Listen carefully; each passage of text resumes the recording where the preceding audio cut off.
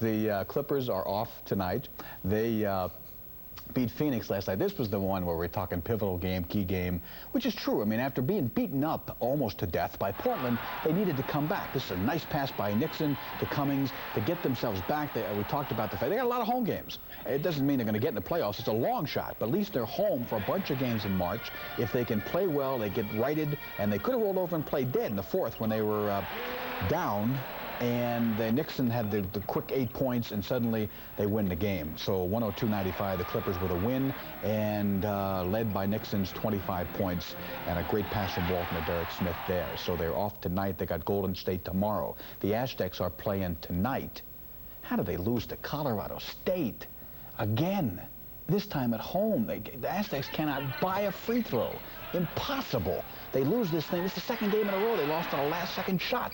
This can depress one. Here is a Michael Cage. He had an off-night shooting, and that's why they lost. They have to have big offense and defense and rebounding from Michael, or they can't get it. 13 points and 12 rebounds is great for most guys, not Cage, and so they lose on Strong's last-second shot, 61-59. Now they are playing tonight. This was at Peterson Gym, obviously, and they are playing at the arena tonight against the University of Wyoming, the team that also beat them in Laramie on that last trip, or a trip before last, and we will have highlights of the game at 11 o'clock. Interviews with coaches are basically dumb anyway because you ask the standard questions and you get the cliche answers.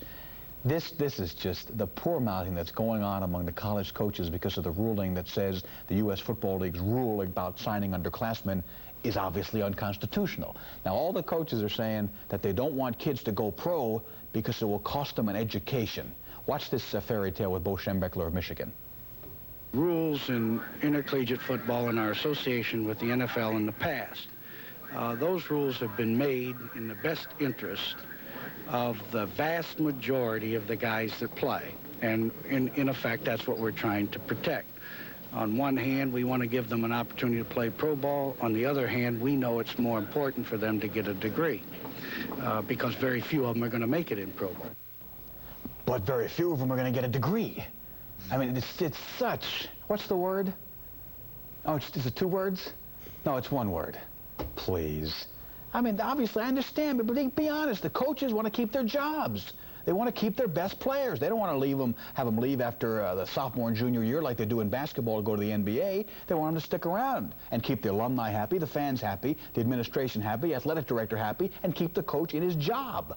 But the coach can have a radio show, a TV show, a sneaker deal for $100,000. He can get all the great business deals and get a good salary and make $250,000 a year. But the kid wants to go pro and make a living and obviously can go back in the offseason and go to college and eventually get his degree. That's not what they're concerned about. No, it's for the kids. They want to make sure they get education. Forget the fact seldom they go to class, and about half of them graduate, but they're only concerned about the kids. That's why they don't want them to go pro. Really, that's why. Was hypocrisy the word you were looking for? No, but that'll do. Something along there. That's right. We're coming right. And the best for the Aztecs. No, if it wasn't for bad luck, they wouldn't have any luck at all. They are in what you would call a terrible rut. Third game in a row, the Aztecs beaten at the buzzer. Wyoming did it to them tonight, 65-64. Actually, the Cowboys set up the ending much earlier. They led by 3 at the half, then built up a 6 to 8 point lead after intermission. This guy right here, Jamal Hosey, number 45, did most of the damage with 23 points. Aztecs came fighting back, though. Steve Holland closed the gap to 55-52. Seconds later, Jeff Koenig hit a jumper, and the Aztecs had a chance.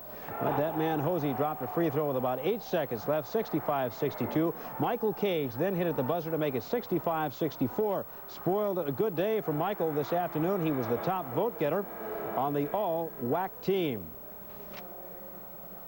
That's a compliment, believe me. It really encourages me because the year hasn't been going so great for us this year, and I haven't had a whole lot to cheer about. But you know, hearing something like that, believe me, it kind of stops the salt from being poured on the wound a little bit. So I really, you know, take that as an encouraging thing for the future. USD closing in on the WCAC title. The Toreros beat Portland tonight 63-56. St. Mary's also won. Looks like now next Thursday night's game against St. Mary's will be for the conference championship. Wizards. A little ball team won't win a conference title this year, but they are in position to go to the NCAA playoffs. The Aztecs overpowered a strong Arizona State team tonight, 83-65, to improve their record to 21-4. In case you haven't watched the Aztecs, you have missed one of the most exciting players in women's sports. Freshman Tina Hutchinson tonight, 38 points, 13 rebounds. She pulled off 15 steals and dished out 6 assists. Also a fine night for Toni Wallace. She had 17 points. 3 games left for the Aztecs. If they win 2 of them, they'll probably make the NCAA playoffs. Bunch of games involving top 20 teams. Points. Freshman Scott Thompson, 15. Al Muscatel, 12. A win Saturday at Gonzaga will give USD at least a tie for the league title, and from there, some type of tournament bid. While Here, I guess this is kind of a bittersweet time for San Diego State basketball and for Michael Cage in particular. Yeah. You know, the people who have not, all of you who have not gone to an Aztec basketball game, and that's most of you. And most of you haven't gone for 4 years. I don't know where you've been, but they had 1,700 last night. But that's none of my business. The bottom line here is if you have not seen this kid play, you've missed something. But I want to go beyond that. And I don't want to make it sound like a eulogy, because the kid is very much alive, and he's not a saint, and all this other stuff. But having met this kid 4 years ago when he was a freshman, and I was doing the Aztec play-by-play before I lost that job, too. The bottom line with this kid is he is not too much to believe, but he is some piece of work.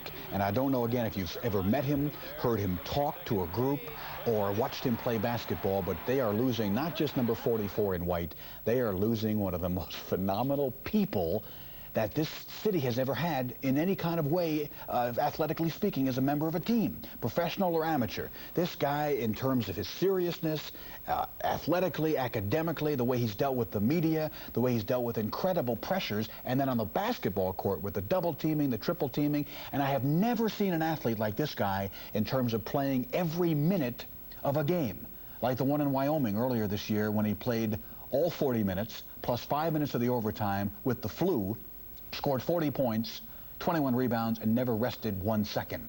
From that standpoint, yes, he'll be a #1 round draft choice, but the bottom line is San Diego State not only loses its best basketball player in the history of the school, they're losing one of the most phenomenal people I have ever met in sports. If you've missed the opportunity to see him play, you got one more chance, whatever you're doing tomorrow night. They play Air Force, but from the standpoint, if you get a chance to see an interview with this kid or something in person, he is a remarkable human being, and they will miss him for that as a representative of that team and school, even more than on a basketball court, which is a lot.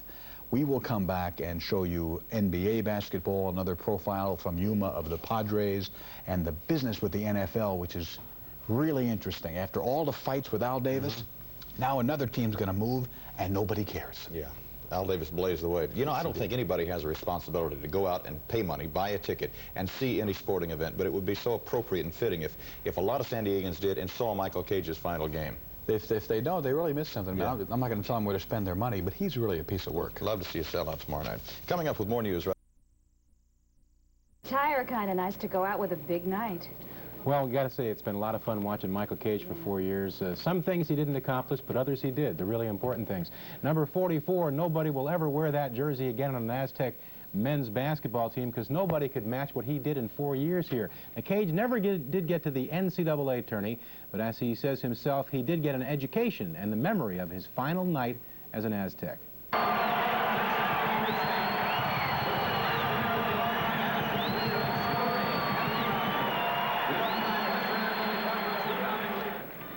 I thought that Cage would take the ball right from the opening tip and dunk it in, you know, kind of dramatic. But it was Maurice McDonald that hit the first couple of buckets for the Air Force. And then the Aztecs took over. There's Kennedy scoring on an alley-oop, and they scored 16 straight. Here's Michael Cage going all the way for a lay-in. Then they're going to get a rebound at one end down to Cage. Now, he could slam this next one. Now, watch what he does. He kind of finesses the ball up there, a left-handed layup, kind of like Dr. J, Julius Erving. And on the night when the Aztecs end on a winning note, 25 points, 14 rebounds for number 44.